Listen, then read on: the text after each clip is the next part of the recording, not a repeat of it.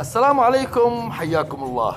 أثناء الاحتفالات بالعيد الوطني السعودي 92 الذي يعتبر ضمن الأعياد التي تحرص المملكة العربية السعودية بالاحتفال به سنويا في تاريخ 23 سبتمبر، انتشر هذا المقطع الفيديو لشخص يحتفل مع أسرته بسيارة هيلوكس قديمة، وأثار هذا المقطع الفيديو تعاطف الجميع في أوساط المملكة العربية السعودية بعد انتشاره بشكل واسع عبر مواقع التواصل الاجتماعي، حيث تبين بعد ذلك أن المقطع الفيديو هذا لمقيم يمني، وكان باب الرزق وتغيير حياته إلى الآن، حيث قدمت له 5 سيارات غير المساعدات المالية. وهذا الشيء ليس بغريب عن الشعب السعودي الشقيق، والذي عرف دائما بفزعته ونخوته وكرمه، ويضرب بهذا المثل وقصص كثيرة ليمنيين وغيرهم يتصدروا بهذا المشهد.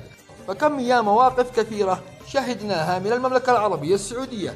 ففي رمضان الماضي باع مواطن يمني منزله لكي يذهب لأداء مناسك العمرة، وعندما انتشر مقطع الفيديو له عبر مواقع التواصل الاجتماعي تفاعلوا معه السعوديين وتعاونوا معه أيضا وأكرموه، فكل الشكر للشعب السعودي الشقيق، ونبارك لهم باحتفالاتهم بالعيد الوطني السعودي 23 من سبتمبر، وتحياتي لكم وفي أمان الله.